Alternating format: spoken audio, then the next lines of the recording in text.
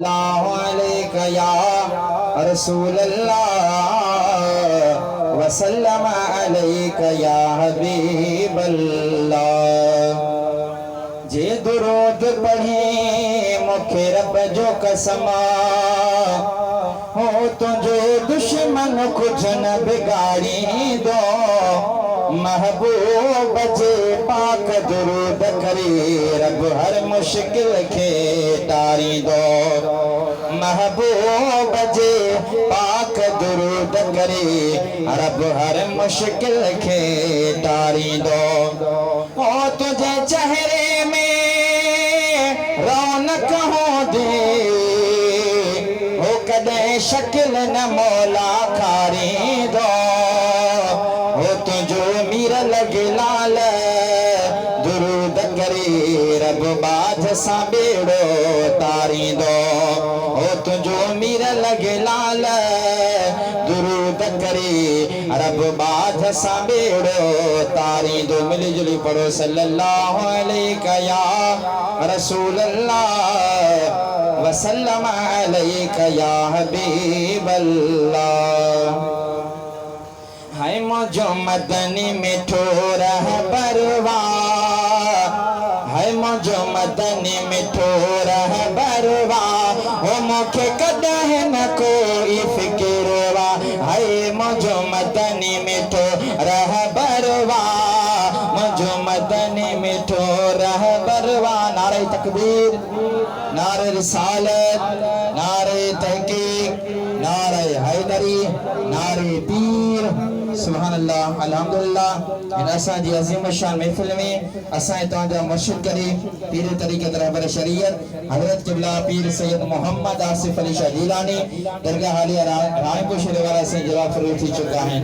अरे जो भेज दस्तगीर हाय मुझो मदनी मिठो रहबरवा मुझो मदनी मिठो रहबरवा हो मुखे कदह न कोई फिक्रवा। तव्हां बि हथ मथे खणी चओ हाय मुझो मदनी मिठो रहबरवा हाय मुझो मदनी मिठो रहबरवा हो मुखे कदह न कोई फिक्रवा हो मुखे कदह न कोई फिक्रवा। है सारी उम्मत लया शाफी ओ वठी दो मोहम्मद माफी ओ वठी दो मोहम्मद माफी।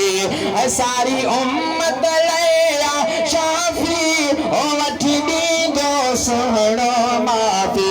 है जो वरत अची असां दरवा है जो वरत अची असां दरवा ओ मुखे कदह न कोई फिक्रवा। हाय मुझो मदनी मिठो रहबरवा ओ मुझो सुहिणो नबी रहबरवा ओ मुखे कदह न कोई फिक्रवा। ओ जे सदके जुड़ियो जहाना ओ जी अज़मत आली शाना ओ जी अज़मत आली शाना ओ जे सदके जुड़ियो जहाना ओ जी अज़मत आली शाना ओ जी अज़मत आली शाना।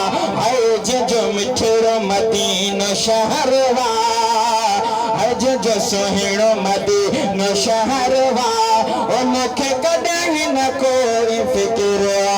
हाय मुझो मदनी मिठो रहबरवा ओ मुझो सुहिणो नबी रहबरवा ओ मुखे कदह न कोई फिक्रवा। जो सुभान अल्लाह ओ मैं इराज कयो जहे आला ओ जे जारुत हिन बाला ओ जे जारुत हिन बाला।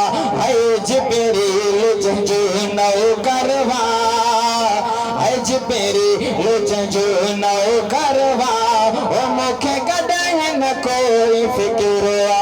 हाय मुझो मदनी मिठो रहबरवा ओ मुखे कदह न कोई फिक्रवा। ओ फर्ज जोड़ जो खादिम आहे पियो हर दम सना गाए ओ पायो हर दम सना गाए।